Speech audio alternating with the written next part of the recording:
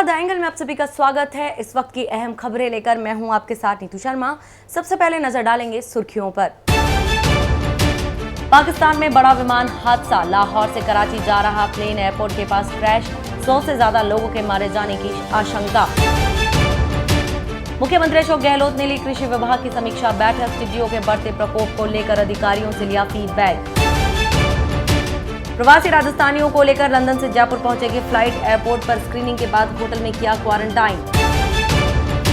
और पीटीआई भर्ती 2018 में नियम से अधिक अभ्यर्थियों का चयन, राजस्थान हाईकोर्ट ने राज्य सरकार को नोटिस जारी कर जवाब मांगा। पाकिस्तान इंटरनेशनल एयरलाइंस का एक एयरक्राफ्ट भयंकर दुर्घटना का शिकार हो गया। लाहौर से कराची जा रही पाकिस्तान इंटरनेशनल एयरलाइंस की फ्लाइट हादसे का शिकार हो गई। पाकिस्तानी मीडिया के मुताबिक विमान कराची एयरपोर्ट के पास रिहायशी इलाके में गिरा। विमान गिरने से कई मकानों में आग लग गई। ये हादसा कराची में लैंडिंग से ठीक पहले हुआ है। बताया जा रहा है कि विमान में 98 यात्री सवार थे। पीआईए के प्रवक्ता अब्दुल सत्तार ने दुर्घटना की पुष्टि की। फ्लाइट A320 98 यात्रियों को लेकर जा रही थी। विमान लाहौर से कराची जा रहा था और मालिर में मॉडल कॉलोनी के पास जिन्ना गार्डन इलाके में दुर्घटनाग्रस्त हो गया। पाकिस्तानी मीडिया के मुताबिक विमान के उतरने से 1 मिनट पहले उसका संपर्क टूट गया था। विमान में 98 यात्री सवार थे। इनमें से 85 इकोनॉमी और 9 बिजनेस क्लास में सफर कर रहे थे। बताया जा रहा है कि विमान ज्यादा पुराना भी नहीं था। पाकिस्तानी मीडिया के मुताबिक कुछ लोगों के मारे जाने की भी खबर है। प्रधानमंत्री नरेंद्र मोदी ने पश्चिम बंगाल में अम्फान तूफान से हुई तबाही का हवाई सर्वेक्षण कर जायजा लिया। उन्होंने केंद्र की तरफ से बंगाल को 1000 करोड़ रुपए मदद का ऐलान किया। उन्होंने उम्मीद जताई कि बंगाल फिर से उठ खड़ा होगा। पीएम मोदी ने कहा कि वह इस दुख की घड़ी में पश्चिम बंगाल के साथ है।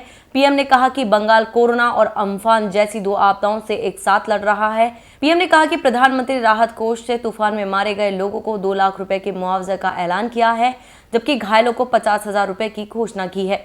बंगाल में आए अम्फान तूफान ने जानमाल का काफी नुकसान किया है। सीएम ममता बनर्जी ने इसे विनाश बताते हुए पीएम मोदी से राज्य का दौरा करने का आग्रह किया था।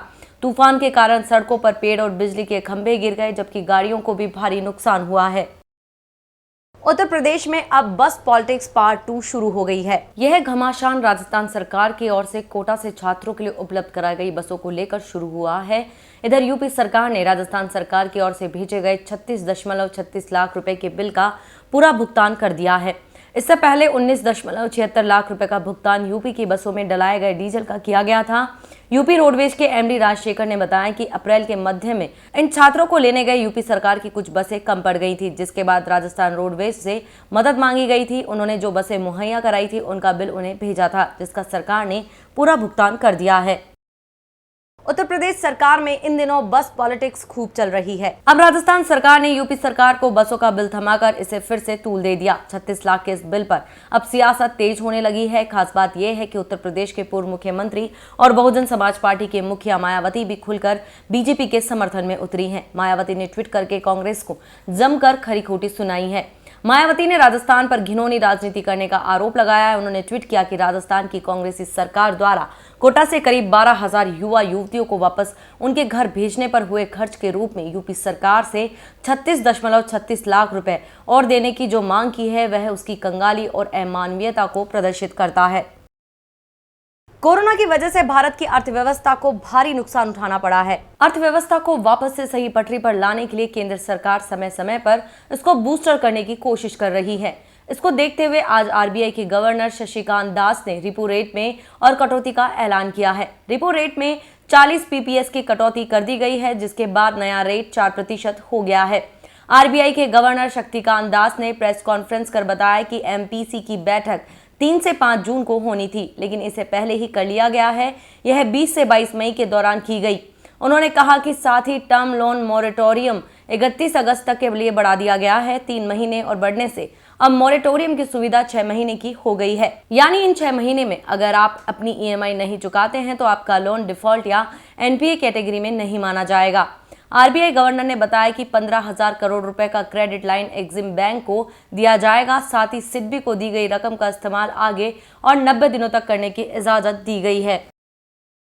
केंद्र सरकार ने 25 मई से घरेलू उड़ानों का परिचालन बहाल करने का फैसला लिया है। इसके मद्देनजर एयरलाइन कंपनियों ने टिकट बुकिंग की सुविधा शुरू कर दी है। देश में हवाई सेवाएं 2 महीने के बाद शुरू होंगी।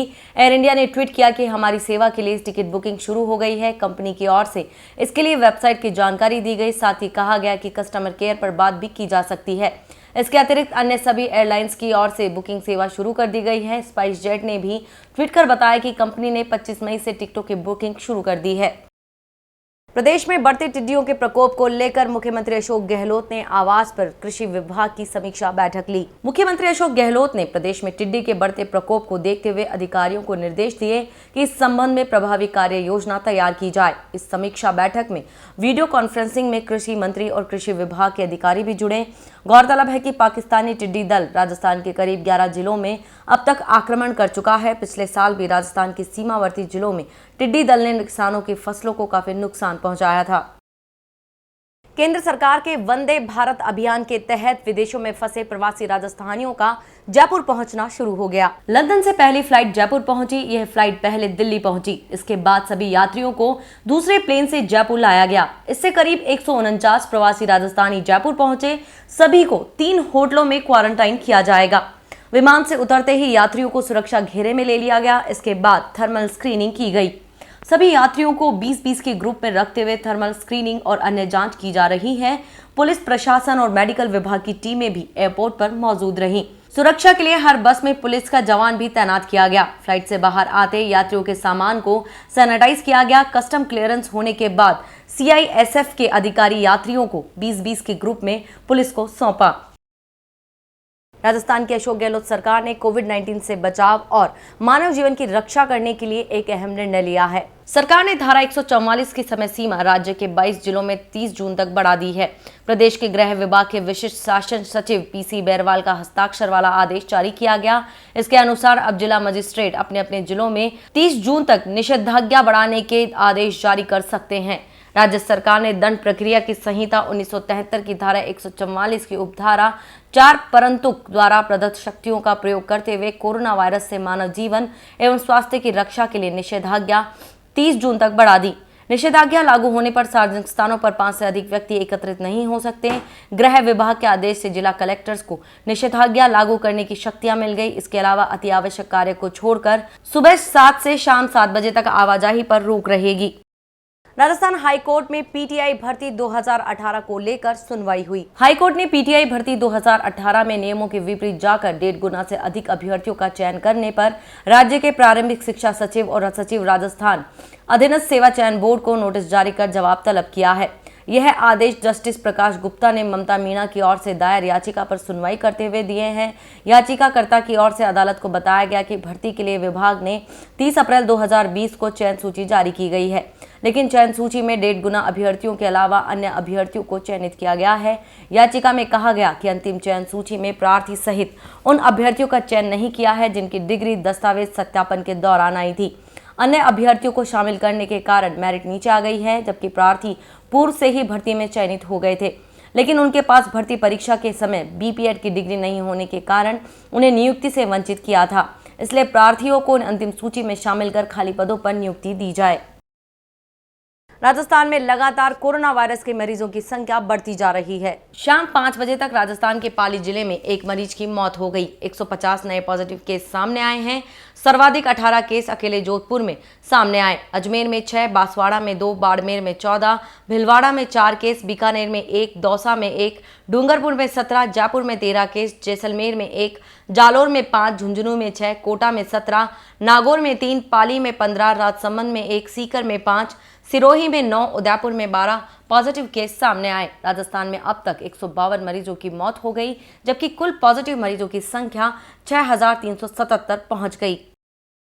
पुलिस ने अब तक 14,648 व्यक्तियों का चालान कर 30,87,000 रुपए का जुर्माना वसूल किया है। सार्वजनिक स्थलों पर मास्क नहीं पहनने वालों के 9,649 चालान, बिना मास्क पहनने वाले लोगों को सामान बेचने वाले बिना मास्क पहने लोगों को सामान बेचने वाले 1455 दुकानदार, सार्वजनिक स्थलों पर थूकने पर 98, पान गुटखा तंबाकू बेचने वाले 68 व्यक्तियों के तथा 3375 व्यक्तियों को निर्धारित सुरक्षित भौतिक दूरी नहीं रखने वाले 14,648 व्यक्तियों के चालान किए गए हैं। अतिरिक्त महानिदेशक पुलिस अपराध BL सोनी ने बताया कि लॉकडाउन के नियमों की अवहेलना कर अकारण घूमते पाए गए 3,34,000 वाहनों का MV एक्ट के तहत चालान कर 1,33,338 वाहनों को जब्त किया जा चुका है और 6 करोड़ 14 लाख रुपए से अधिक जुर्माना वसूल किया जा चुका है। लॉकडाउन के नियमों के उल्लंघन के करीब 3,212 मुकदमे दर्ज कर 6,422 से अधिक व्यक्तियों के खिलाफ आपदा प्रबंधन महामारी अधिनियम व IPC की धाराओं में कार्रवाई की गई है। महामारी अध्यादेश राजस्थान सरकार के द्वारा अभी 12 मई को प्रसारित हुआ था, जिसको कि हमने सारे जिलों में 13 की शाम को भिजवाया था। पिछले करीब एक हफ्ता की अगर हम कार्रवाई देखें तो अब तक करीब 14,000 लोगों के खिलाफ मास्क नहीं लगाने के मामले बने हैं और इनको सबको कंपाउंडिंग किया गया है। जो दुकानदार हैं जो मास्क नहीं लगा रहे हैं, बिना मास्क लगाए लोगों को सामान बेचते हुए, ऐसे करीब 2200 लोगों के खिलाफ कार्रवाई की गई।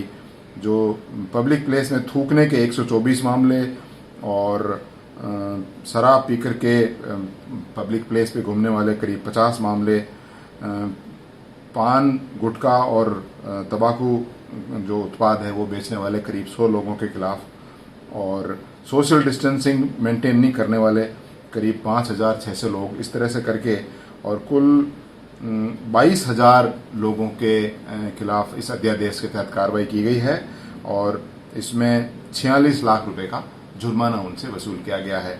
राजस्थान में पिछले काफी समय से भर्ती परीक्षाएं रुकी हुई हैं। इससे बेरोजगारों को काफी परेशानी हो रही है। बेरोजगार युवकों को 18 विभागों में लंबे समय से लंबित पड़ी भर्ती के होने का इंतजार है। राजस्थान बेरोजगार एकीकृत महासंघ ने मुख्यमंत्री को पत्र लिखकर भर्ती निकालने की मांग की। महासंघ के प्रवक्ता उपेंद्र यादव ने कहा कि सरकार ने बेरोजगारों के हितों में भी पहले भी कदम उठाए हैं। ऐसे में 18 विभागों में भी भर्ती की विज्ञप्ति निकाली जाए, जिससे लाखों बेरोजगारों के रोजगार का सपना पूरा हो सके। प्रदेश में कैलेंडर के हिसाब से भर्ती नहीं होने की वजह से बेरोजगारों को काफी नुकसान हो रहा है। सरकार को हर साल कैलेंडर घोषित करना चाहिए ताकि अभ्यर्थी उस अनुरूप तैयारी कर सके। खबरों का सिलसिला यूं ही जारी रहेगा। देखते रहिए द एंगल। नमस्कार।